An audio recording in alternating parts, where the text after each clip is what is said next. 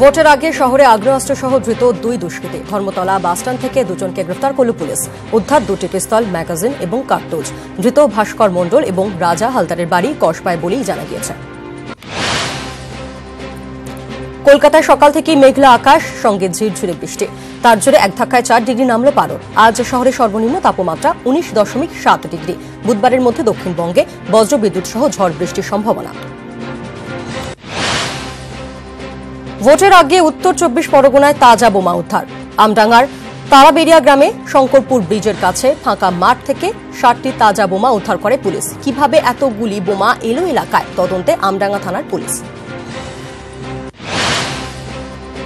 দুর্গাপুরের ফরিদপুরে পাটসায়রা গ্রামে তৃণমূল সমর্থকের বাড়িতে আগুন। পুড়ে গিয়েছে বাড়ির সব আসবাবপত্র। স্থানীয় বাসিন্দাদের চেষ্টায় আগুন নেভে ভোটের আগে অশান্তি ছড়াতেই আগুন লাগানোর অভিযোগ বিজেপি কর্মীদের বিরুদ্ধে। অভিযোগ অস্বীকার করেছে গেরুয়া শিবির। বর্ধমানের পাণ্ডবেশ্বরে খোট্টাডিহি কলিয়ারিতে বিক্ষোভ স্থানীয় বাসিন্দাদের। এলাকাবাসীর অভিযোগ, খোলামুখ কলিয়ারি থেকে কয়লা তোলায় নেমে যাচ্ছে জলস্তর, তাই ভরসা শুধু ইসিএল এর দেওয়া জলই। গত 3 সপ্তাহ ধরে সেই জলে সরবরাহ অনিয়মিত হওয়ায় ক্ষুব্ধ কেন্দা এবং রামনগরের বাসিন্দারা। মেদিনীপুরে জামশোলে নিয়ন্ত্রণ হারিয়ে উল্টে গেল সরকারি বাস। আজ সকালে ঝাড়গ্রাম থেকে মেদিনীপুর শহরে যাচ্ছিল যাত্রী বোঝাই বাসটি। জামশোলে নিয়ন্ত্রণ হারিয়ে রাস্তার পাশে থাকা একটি গাছে ধাক্কা মেরে উল্টে যায় বাসটি। দুর্ঘটনায় আহত অন্তত 13 জন। তাঁদের মেদিনীপুর মেডিকেলে ভর্তি করা হয়। ডাকাতি করতে এসে পাকড়াও 2 দুষ্কৃতী। রবিবার রাতে হাবড়ার বাণীপুর থেকে তাদের গ্রেফতার করে পুলিশ। ধৃতদের কাছ থেকে একটি গুলি ভর্তি পিস্তল এবং ভোজালি উদ্ধার করা হয়। ধৃতরা বিহারের ভাগলপুরের বাসিন্দা বলেই জানা গিয়েছে।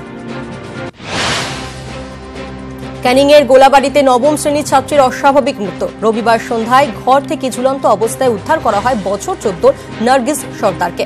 ক্যানিং মহকুমা হাসপাতালে নিয়ে গেলে তাকে মৃত বলে ঘোষণা করেন চিকিৎসক। আত্মহত্যা বলে প্রাথমিক অনুমান পুলিশের। দক্ষিণ দিনাজপুরে তপন থানা এলাকার বাসুদেবপুরে আগুনে পুড়ে ছাই 2টি বাড়ি।